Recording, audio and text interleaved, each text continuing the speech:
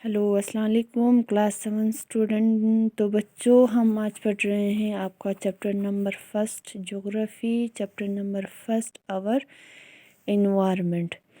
तो यही चैप्टर जो है आपके ऑनलाइन क्लासेस में भी चल रहा है, तो हम ऑफलाइन क्लास में भी यही चैप्टर ले रहे हैं, chapter number first hour environment geography. तो इसमें हमें पढ़ना है what will be learn about. तो इसमें हमें पढ़ना है नेचुरल इन्वायरमेंट के बारे में, lithosphere, hydrosphere, atmosphere and biosphere, और ह्यूमन इन्वायरमेंट के बारे में हमें पढ़ना है। तो यहाँ पे कुछ स्टेप दिए गए हैं। पहले स्टेप में आपको क्या करना है, look around yourself, what do you see, note this thing in a space given below under the suitable headlines. तो आपको क्या करना है, आपको अपने इर्द गिर्द देखना है।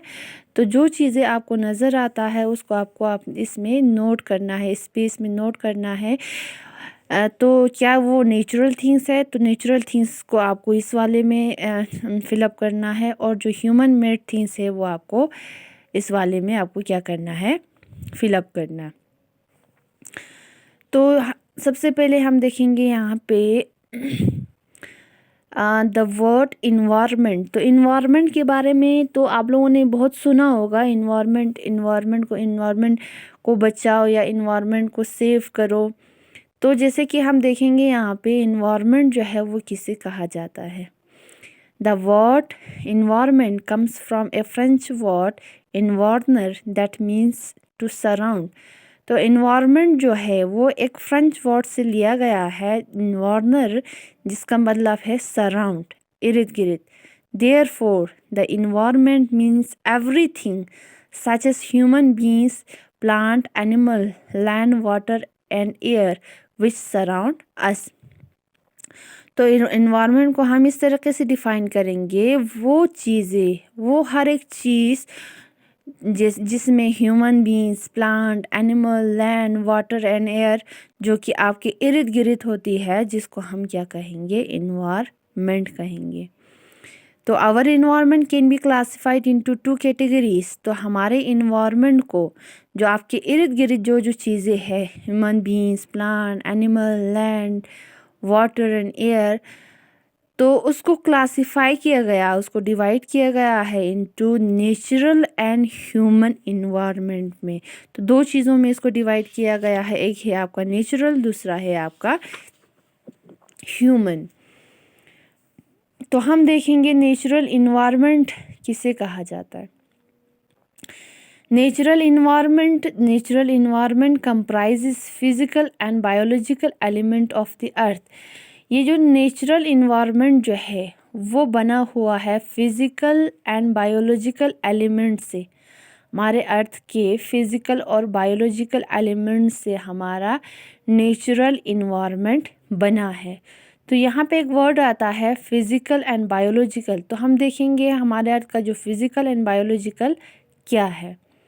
तो फिजिकल इन्वायरमेंट में आता है, जैसे कि फिजिकल इन्वायरमेंट में जो नॉन लिविंग और एबायोटिक कंपोनेंट, जैसे कि हमने पहले उस कॉलम में देखा था आपका non living things and non living things में। तो फिजिकल इन्वायरमेंट में आता है आपका जो नॉन लिविंग और जिसको कहा जाता है एबायोटिक कंपोनेंट्स, जिसमें आता है such as land, air and water.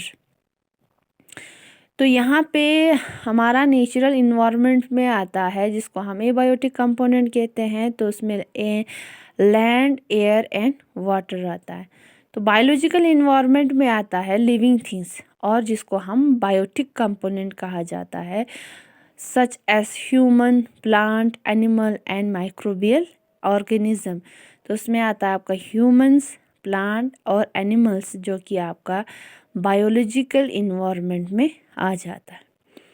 They together make the following 4 domains of the और रिलायंस ऑफ द अर्थ। ये सारे चीज़ें जो है हमारे अर्थ को बनाते हैं। जैसे कि इसमें 4 मेन हिस्से हैं जो कि हमारे अर्थ को बनाते हैं, जिसमें आता है आपका लिथोस्फीयर, जिसे लैंड कहा जाता है, हाइड्रोस्फीयर जिसे वाटर कहा जाता है, एटमॉस्फेयर जिसे एयर कहा जाता है। तो लोअर क्लास में आपने क्लास 6 में आपने पढ़ा था लिथोस्फीयर किसे कहा जाता है, हाइड्रोस्फीयर, एटमॉस्फेयर एंड बायोस्फीयर जो है किसे कहा जाता है, वो आपने ऑलरेडी पढ़ा हुआ है। तो हम इसमें भी देखेंगे कि किसे कहा जाता है। तो सबसे पहला रिलाइम्स है आपका यहाँ पे lithosphere. The upper most solid layer of the earth is called lithosphere. हमारे अर्थ के सबसे ऊपरी हिस्से को हम क्या कहेंगे, लिथोस्फीयर। और उसको और एक नाम है जिसको हम कहेंगे crust. It consist of rock material and soil. ये बना होता है हमारे रॉक मटेरियल और सॉइल से। It include the continent and the ocean basin, जिसमें आता है कॉन्टिनेंट और ओशियन बेसिन भी इसमें इंक्लूड होता है। About 71% of total area of lithosphere is covered by the water. तो हमारे लिथोस्फीयर में मैक्सिमम 71% जो है वाटर से कवर किया गया है। It consist of many land forms such as mountain, plain and plateau. तो हमारे लिथोस्फीयर में बहुत सारे लैंड फॉर्म्स है जैसे कि है mountain, plain and plateau. This land form can be found on the land surface as well as on the ocean floor. तो ये जो लैंड फॉर्म जो है वो हमारे अर्थ की सरफेस पे पाया जाता है और उसके साथ साथ हमारे ओशियन फ्लोर में भी पाया जाता है। तो इसके कुछ इम्पॉर्टेंस है यहाँ पे। The lithosphere is important to us because of the following reason. ये जो लिथोस्फीयर हमारे लिए बहुत इम्पॉर्टेंट है, क्यों है, क्योंकि कुछ रीजंस दिए गए हैं यहाँ पे। तो पहला रीज़न है it consist of rock and minerals which are useful to earth. तो पहले हमने बोला कि लिथोस्फीयर जो है वो रॉक और मिनरल से बना हुआ है। तो ये जो रॉक और मिनरल जो है हमारे लिए बहुत यूज़फुल होता है।